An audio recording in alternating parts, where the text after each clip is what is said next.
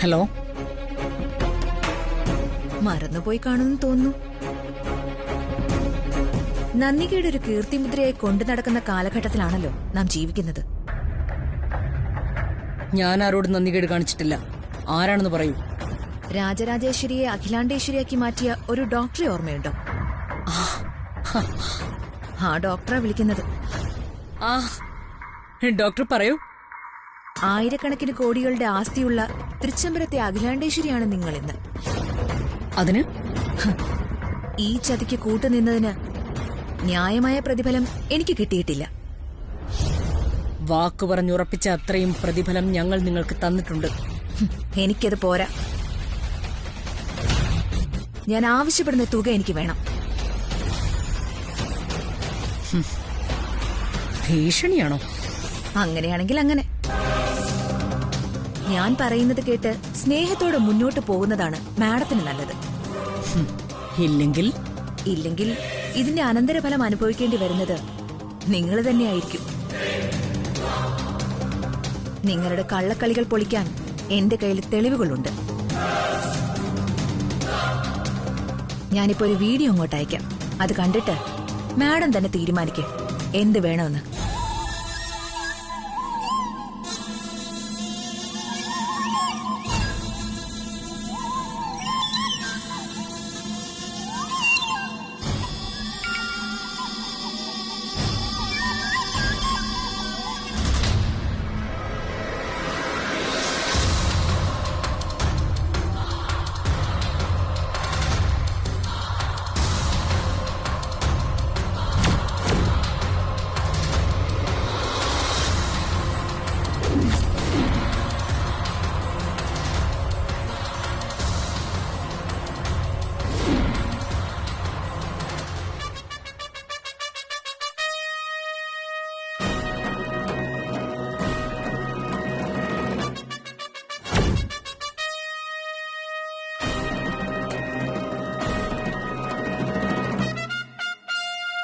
എന്തായാലും എന്താ വല്ലാത്ത ടെൻഷൻ ഉള്ളതുപോലെ തോന്നുന്നുണ്ടല്ലോ. എന്തു പറ്റി? ഒന്നുമില്ല കൃഷ്ണേട്ടാ. ആ പറഞ്ഞത് ആർക്കും പെട്ടെന്ന് മനസ്സിലാക്കാൻ പറ്റാവുന്ന ഒരു കള്ളമാണ്. നിനക്കെന്തോ കാര്യമായ ടെൻഷനുണ്ട്. അത് നിന്റെ മുഖത്ത് മാത്രമല്ല, നടപ്പിലും ഇരിപ്പിലും പ്രകടമാണ്.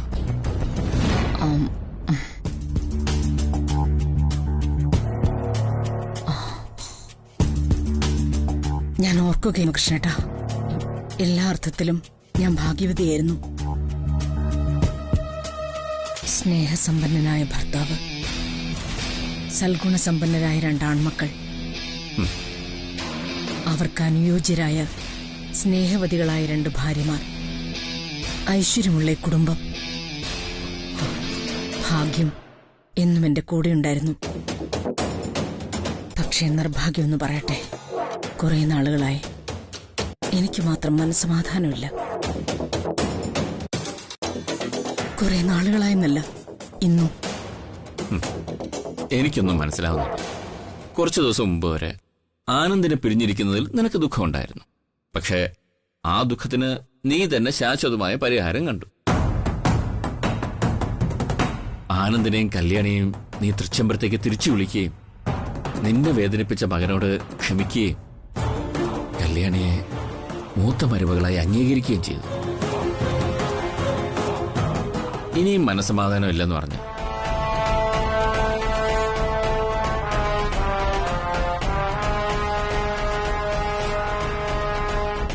പാരമ്പര്യത്തിലും കുടുംബ കുലമഹിമയിലൊക്കെ അടിയുറച്ചു വിശ്വസിച്ചിരുന്ന നീ അതൊക്കെ വലിച്ചെറിഞ്ഞ് ഒരു സുപ്രഭാതത്തിൽ താഴേക്കിറങ്ങി. എനിക്ക് തന്നെ നിന്നോട് എന്തെന്നില്ലാത്ത മതിപ്പും ആദരവും തോന്നി. അങ്ങനെ നമ്മുടെ തറവാടിന് നഷ്ടപ്പെട്ട സമാധാനം കൈവന്നു. നോക്ക, നീ ഹോസ്പിറ്റലിലേക്ക് പോകുന്നവരെ പതിവിലേറെ സന്തോഷവതിയുമായിരുന്നു.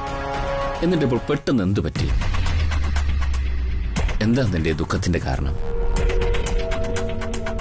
ഞാൻ എത്രയേറെ സ്നേഹിച്ചാലും എന്റെ മക്കൾക്ക് എന്നെ മനസ്സിലാവുന്നില്ല. അവർക്ക് ഞാൻ എന്നും ഒരു ശത്രു തന്നെയാണ്. അഖില, അവർക്ക് ഞാൻ ഇപ്പോഴും കർക്കശക്കാരിയും ദുഷ്ടയുമായൊരമ്മയാ. അഖില, ഇതൊക്കെ നിന്റെ തെറ്റിദ്ധാരണയാണ്. എനിക്ക് ഇക്കാര്യത്തിൽ ധാരണ പിശകില്ല. ഞാൻ അനുഭവിക്കുന്നതായി പറഞ്ഞത്. നീ എന്തനുഭവിച്ചെന്നായി പറയുന്നത്? മനസ്സിലാവുന്ന ഭാഷ പറയും. ഞാൻ ഇവിടം വിട്ട് എങ്ങോട്ടെങ്കിലും പോവോ? എന്റെ മക്കൾ എന്നെ സംശയിക്കുന്ന വീട്ടിൽ ഞാൻ എന്തിനാ നിൽക്കുന്നത്? ഞാൻ എങ്ങനെ ഇവിടെ ജീവിക്കും? പ്രസവിച്ച് വളർത്തിയ അമ്മ സ്വന്തം അമ്മ തന്നെയാണോ എന്ന് സംശയിക്കുന്ന മക്കൾ. ഇതിനപ്പുറം ഒരമ്മ അനുഭവിക്കാനുള്ള ശിക്ഷ എന്താ? കൃഷ്ണേട്ടൻ പറഞ്ഞതാ. എല്ലാം ക്ഷമിച്ചവളാണ് ഞാൻ. ഞാനും കൃഷ്ണേട്ടനും നമ്മുടെ മക്കളും അവരുടെ ഭാര്യമാരും എല്ലാവരും ഒരുമിച്ച് ജീവിക്കണമെന്ന് ഞാൻ ആഗ്രഹിച്ചു. അങ്ങനെ കുടുംബത്തിൽ സമാധാനം ഉണ്ടാകുമെന്ന് ഞാൻ കരുതി. ഇപ്പൊ ഞാൻ ഒറ്റപ്പെട്ടു. അങ്ങനെയുള്ളൊരു വീട്ടിൽ അഖില അധികപ്പറ്റായി ജീവിക്കാൻ ആഗ്രഹിക്കുന്നില്ല. മരണം അല്ലെങ്കിൽ തീർത്ഥാടനം.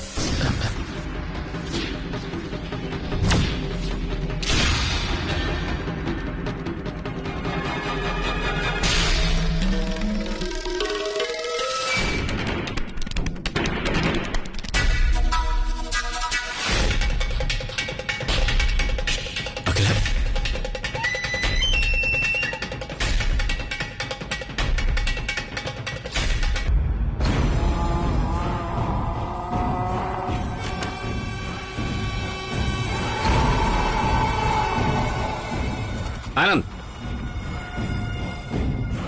അരവിന്ദ്, താഴേക്ക് ഇറങ്ങിവാ.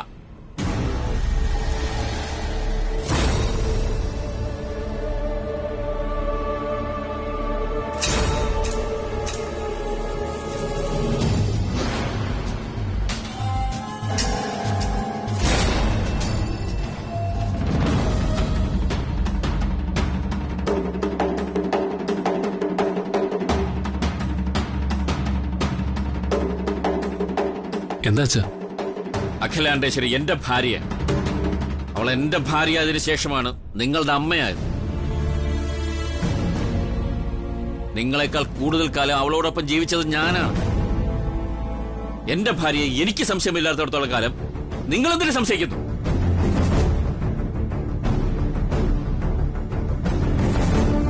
അഖിലയുടെ സ്വഭാവ രീതികൾക്ക് മാറ്റം വന്നിട്ടുണ്ട്. മനഃപൂർവ്വം അല്ലാതെ ദാസിനെ വേദനിപ്പിക്കേണ്ടി വന്ന സാഹചര്യവും ദാസിന്റെ അപ്രതീക്ഷിതമായ മരണവും അവളെ ആകെ തളർത്തിക്കളഞ്ഞു. അയാളുടെ സ്വഭാവ രീതികൾ മാറിയെന്ന് വെച്ച് അയാളല്ലാതെ മാറി. വേണ്ട, സ്വയം ന്യായീകരിക്കാനുള്ള വിശദീകരണങ്ങളൊന്നും എനിക്ക് താല്പര്യമില്ല.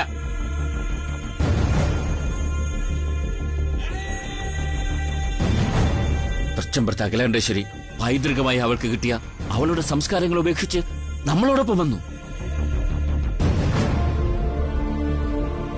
അവൾക്ക് ഒരിക്കലും അംഗീകരിക്കാൻ പറ്റാത്ത തെറ്റ് ചെയ്ത മകനോട് പുറത്തു പടവുകൾ ഇറങ്ങി താഴേക്ക് വന്നു. അത് മറ്റുള്ളവരെ പരിഗണിക്കുകയും സ്നേഹിക്കുകയും ചെയ്യുന്നതുകൊണ്ടല്ലേ?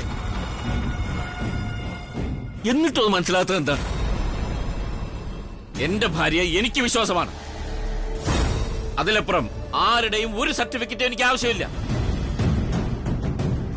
അച്ഛാ, അമ്മയെ സംശയിക്കേണ്ടി വരുന്ന ചില സാഹചര്യങ്ങളും അതിനുള്ള കാരണങ്ങളും ഉണ്ടായി. ആനന്ദ്, നീ എന്തോ ഈ പറയുന്നത്? നിങ്ങളെ പറ്റി വളർത്തിയ അമ്മയെ എങ്ങനെ സംശയിക്കുന്നു എന്നാണ് എനിക്ക് മനസ്സിലാവുന്നത്. എനിക്കത് ചിന്തിക്കാനേ സാധിക്കുന്നില്ല. എന്തായിരുന്നു അഖിലയ്ക്ക് മക്കളോടുള്ള സ്നേഹം? മക്കളും മരുമക്കളും പിറക്കാൻ പോകുന്ന പേരക്കുട്ടികളും എല്ലാം കൂടി ഒരു സന്തുഷ്ട കുടുംബം ഉണ്ടാക്കാൻ നോക്കിയതാ അഖില. അനുഭവിക്കട്ടെ. എന്താ മിണ്ടാ നിൽക്കുന്നേ? അവളുടെ ചോരയും നീരും ഊറ്റി വളർന്നിട്ട് ഇപ്പൊ അവളെ തള്ളി പറയുന്നു. അച്ഛാ, അച്ഛൻ ചില കാര്യങ്ങൾ അറിയാതെയാ സംസാരിക്കുന്നത്. എന്ത് കാര്യങ്ങൾ അറിയാൻ? പെറ്റമ്മയെ തള്ളി പറഞ്ഞുകൊണ്ട് ഇവിടെ ആരും ജീവിക്കണ്ട.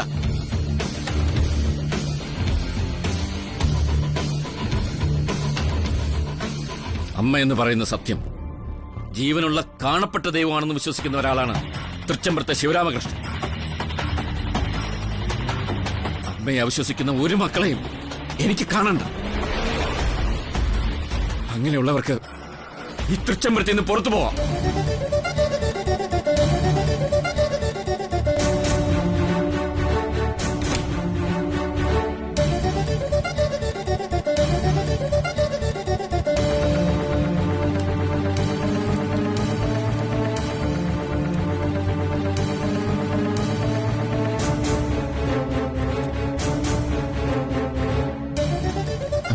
അഖില,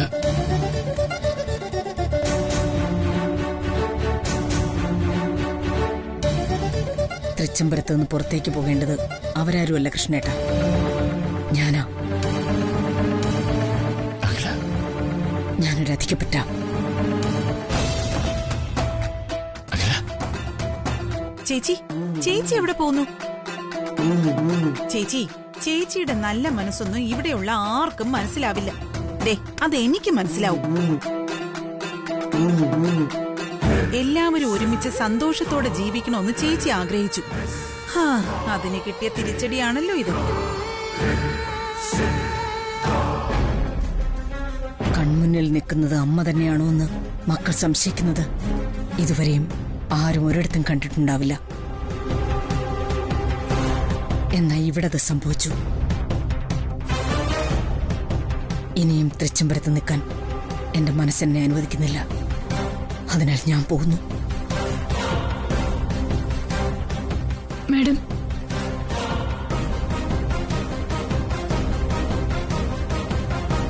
മാഡത്തിന് എനിക്ക് വിശ്വാസമാണ്. മാഡം എങ്ങോട്ടും പോകാൻ പാടില്ല.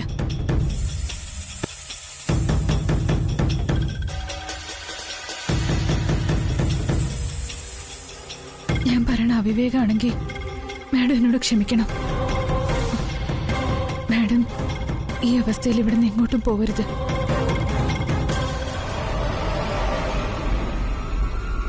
വന്ന് അഖിലേച്ചിയുടെ നേരെ നിന്ന് സംസാരിക്കാനൊക്കെ ഇവള് വളർന്നു. കാലം പോയൊരു പോക്കേ.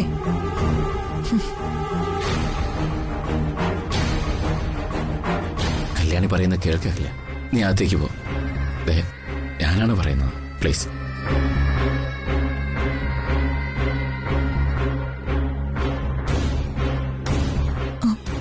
വരൂ മാഡം.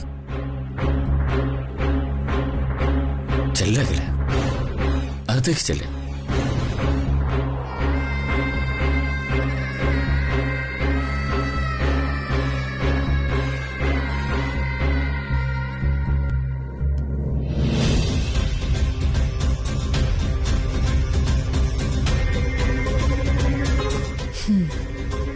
വാ.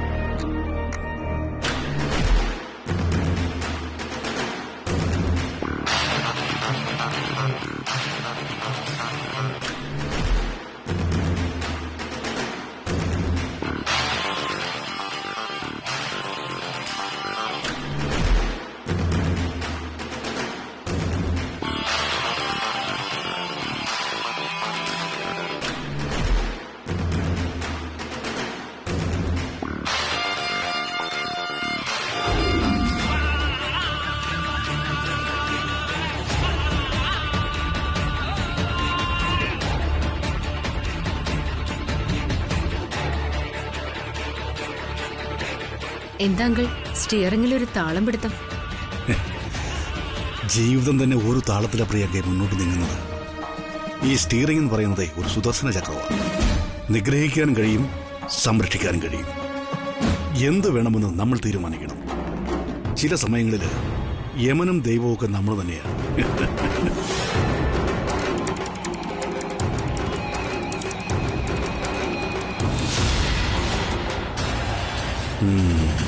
വരുന്നുണ്ട് വരുന്നുണ്ട്.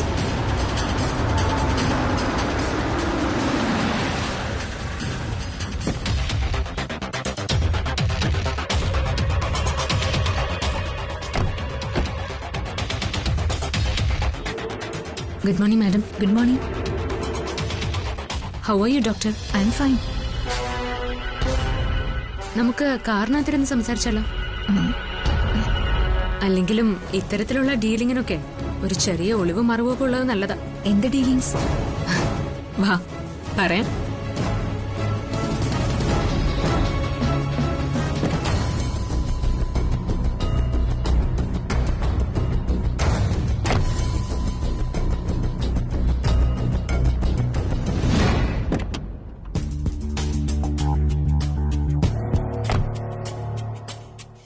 അങ്കിളെ, ആ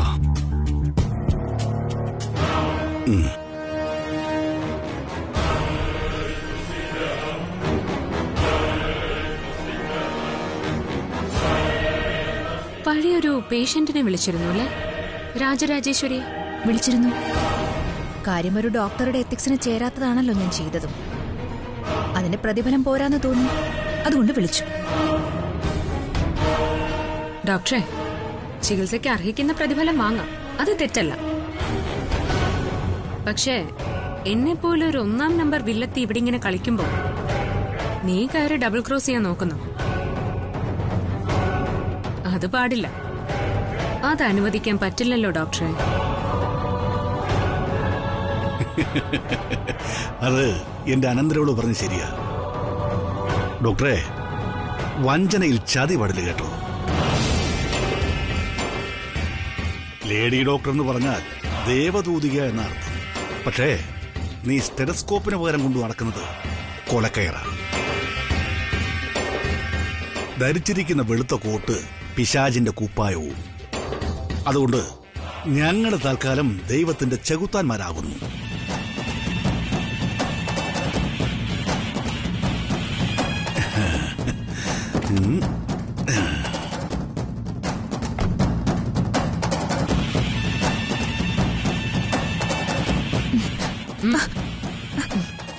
എന്നെ വിട്.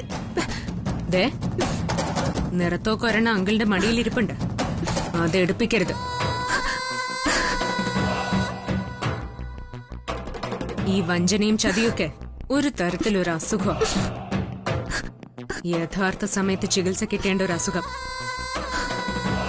അങ്കിളെ, ആ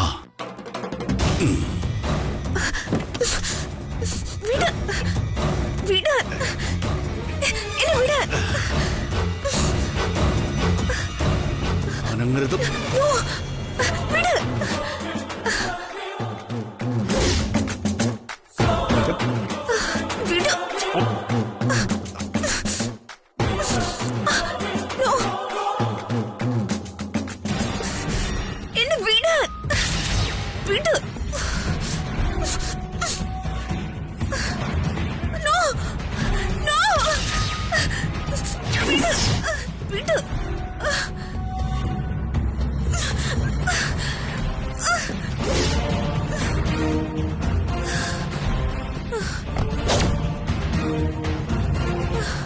എടിക്കടി വരാൻ.